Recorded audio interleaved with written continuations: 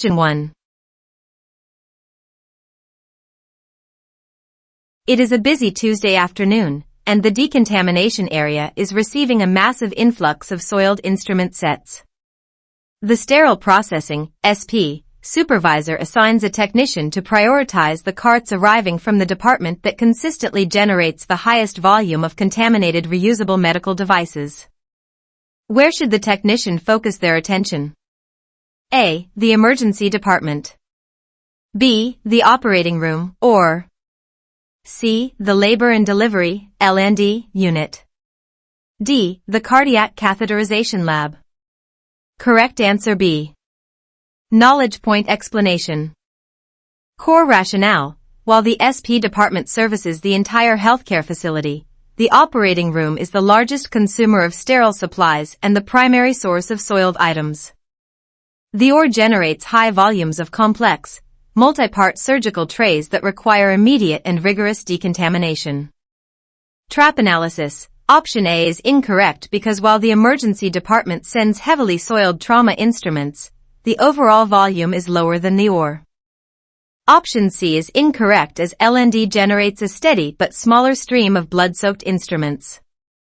Option D is incorrect because the cath lab uses highly specialized but fewer instruments compared to the daily surgical schedule of the OR.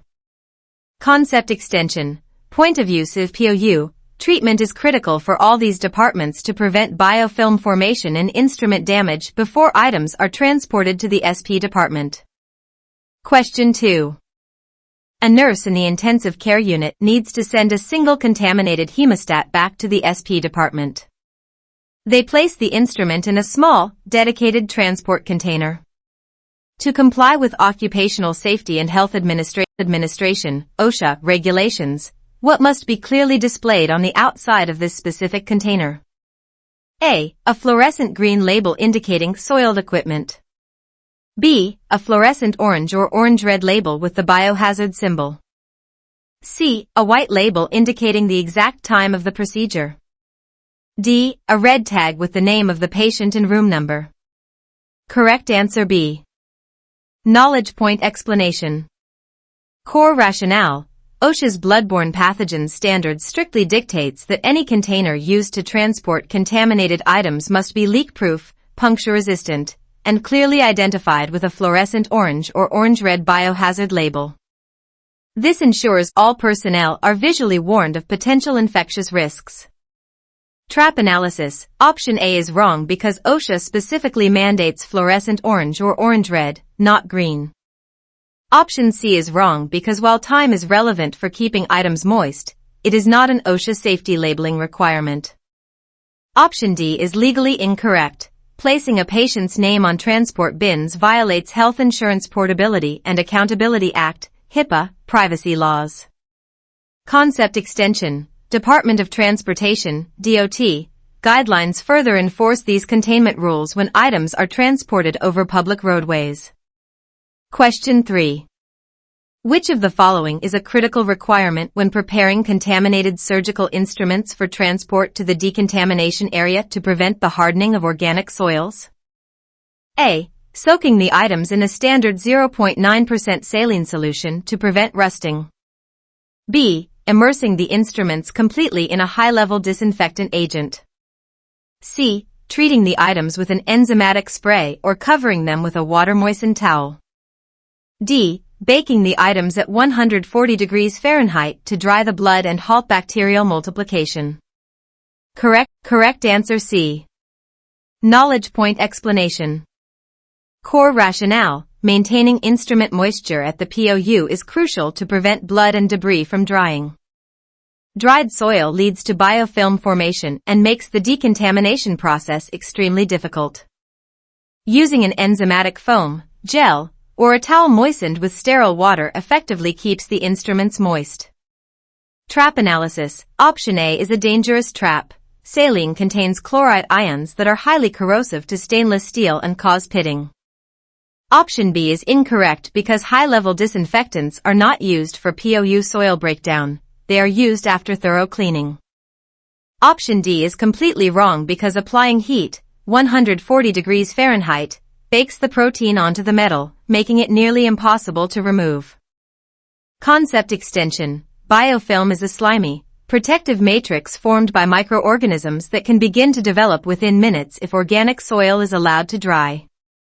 Question 4. During the initial POU preparation, clinical staff are instructed to remove gross soil from instruments before transport. Which of the following examples accurately represents gross soil in a surgical setting? A. Residual enzymatic foam and hard water scale deposits. B. Rust spots and weakened passivation layers on stainless steel. C. Tissue, body fat, blood, and other biological substances. D. Traces of hospital-grade surface disinfectants and alcohol. Correct answer C. Knowledge point explanation. Core rationale. Gross soil refers specifically to the heavy, visible biological debris left on instruments after a surgical procedure. This includes tissue, bone, blood, body fat, and feces. Removing these large contaminants at the POU with a sterile sponge and sterile water is the essential first step in the cleaning process. Trap analysis. Option A is wrong because enzymatic foam is a treatment agent applied to break down soil, not the soil itself, and water scale is a mineral deposit from poor water quality. Option B represents chemical or physical damage to the instrument, not biological soil. Option D lists chemical residues, not organic human waste generated during surgery. Concept extension. The removal of gross soil protects the instrument's surface and ensures that enzymatic transport gels can effectively reach and break down the remaining microscopic bioburden. Question 5. A surgical technologist is breaking down the sterile field after a total knee arthroplasty. They have accumulated several used disposable scalpel blades and suture needles. According to strict safety protocols, how must these specific items be managed at the POU? A. Placed immediately in a puncture-resistant, hard-sided container labeled as a biohazard. B. Left carefully on the surgical Mayo stand for the SP technician to sort out safely. C. Placed in the same open transport bin as the heavy reusable surgical retractors. D. Wrapped tightly in a sterile blue surgical towel and placed inside the main instrument tray. Correct answer A. Knowledge point explanation. Core rationale. Disposable sharps present a severe puncture and infection risk. OSHA mandates that all disposable sharps must be separated at the POU and immediately disposed of in dedicated, hard-sided, puncture-resistant containers. This eliminates the risk of accidental needle sticks during transport and processing. Trap analysis. Option B is a massive safety violation. Leaving sharps on a stand endangers the environmental services and SP staff.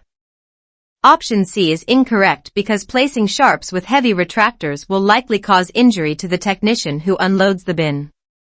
Option D is highly dangerous. Hiding sharps inside a towel creates a hidden trap that frequently results in severe puncture wounds for SP personnel. Concept extension. Reusable sharps, such as osteotomes or sharp scissors, must also be segregated from general instruments during transport, but they are kept for decontamination rather than discarded. Question 6. A novice sterile processing technician believes that the decontamination cycle only starts once the case cart arrives at the decontamination sink. However, the lead SPD clinical educator clarifies that the actual initial phase of this critical process formally begins where? A. At the point of use, POU, immediately after the surgical procedure. B. In the designated soiled holding room adjacent to the operating room. C. Inside the dedicated biohazard transport elevator during transit. D. At the mechanical washer disinfector loading manifold. Correct answer A. Knowledge point explanation. Core rationale. The decontamination process does not begin in the sterile processing, SP, department. It officially starts at the point of use, POU, in the procedural area. By removing gross soil and applying moisture-retaining agents immediately after use, the clinical staff initiates the breakdown of biological contaminants and prevents biofilm formation. Trap analysis. Option B is incorrect because holding areas are strictly for temporary storage, not the initiation of the physical treatment process.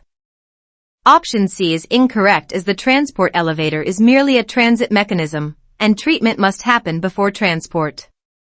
Option D is incorrect because loading the mechanical washer is an advanced step in the decontamination area, far past the initial phase.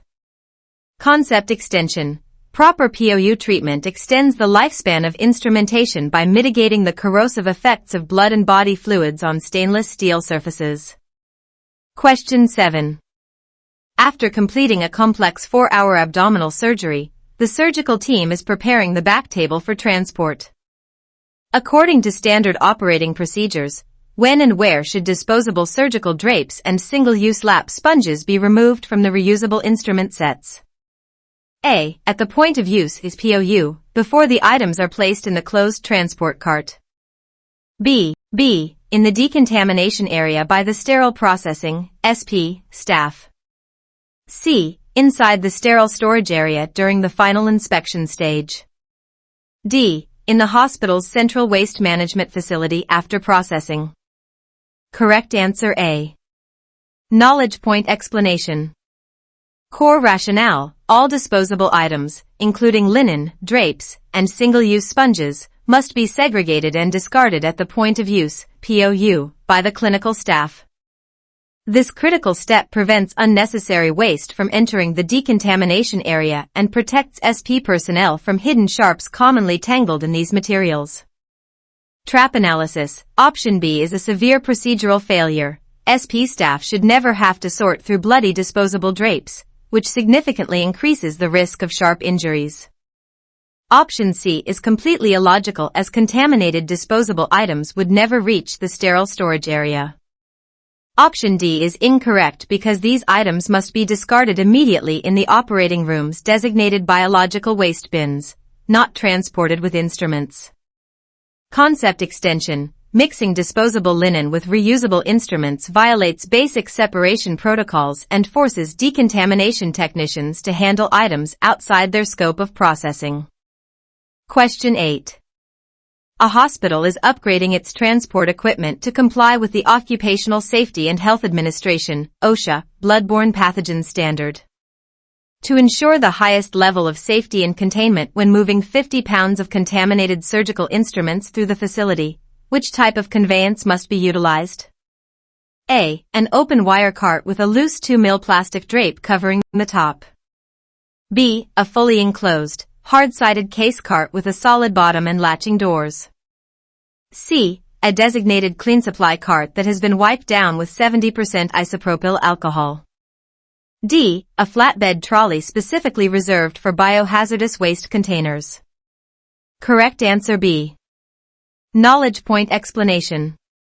Core rationale. To prevent cross-contamination to patients, visitors, and the hospital environment, OSHA mandates strict containment for soiled transport. The preferred and safest method is a completely closed, hard-sided case cart with a solid bottom to catch potential leaks and tightly latching doors to contain aerosols and odors. Trap analysis. Option A is an infection control violation. Open wire carts do not prevent fluids from dripping and a loose drape cannot contain aerosols. Option C is incorrect because a clean supply cart cannot be used for soiled items simultaneously, and alcohol wiping does not convert it into a designated soiled transport mechanism. Option D is incorrect because moving loose instrument sets on a flatbed exposes them to the environment and creates a severe spill hazard. Concept extension. If an enclosed case cart is unavailable, rigid plastic bins with tight-fitting, latching lids are an acceptable alternative, provided they are explicitly labeled as biohazardous. Question 9. What is the primary safety rationale for separating reusable sharps, such as heavy surgical scissors and bone osteotomes, from general instrumentation into a distinct container at the point of use, POU? A. To prevent the heavy sharps from damaging delicate microsurgical instruments during transit. B. To reduce the risk of percutaneous puncture injuries for the sterile processing, SP, personnel. C. To ensure the sharp edges do not dull rapidly when exposed to enzymatic breakdown gels. D. to comply with the United States Department of Transportation, DOT, regulations for public roadways.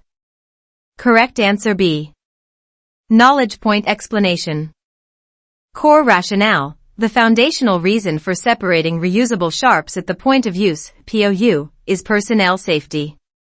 When SP technicians reach into a sink or a transport bin filled with opaque, bloody water, mixed sharps present a massive risk for percutaneous puncture injuries, which can transmit deadly bloodborne pathogens.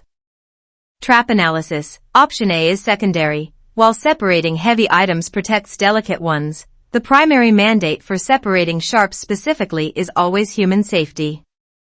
Option C is false. Enzymatic gels do not dull surgical steel.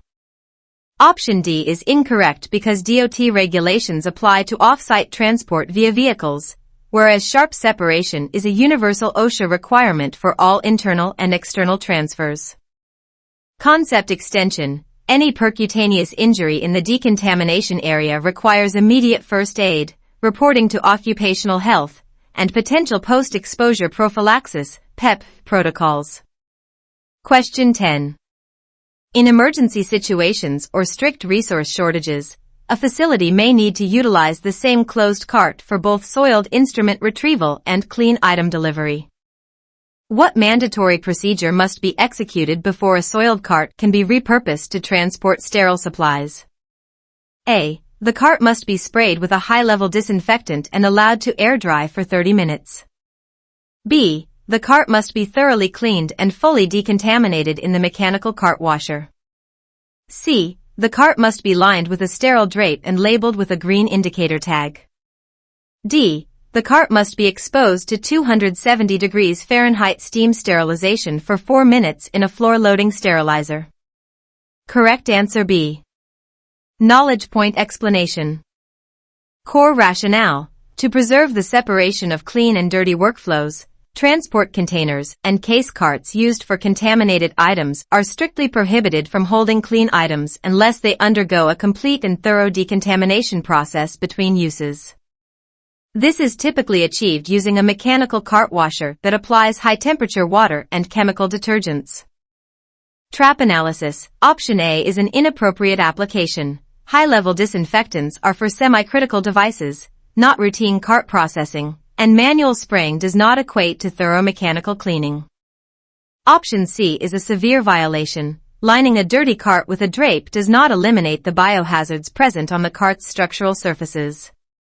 Option D is incorrect because case carts are generally not built to withstand the intense pressure and 270 degrees Fahrenheit heat of terminal steam sterilization, which is reserved for critical surgical instruments. Concept extension. The Spaulding classification dictates that transport carts are non-critical items, therefore, they require low-level to intermediate-level disinfection, not sterilization.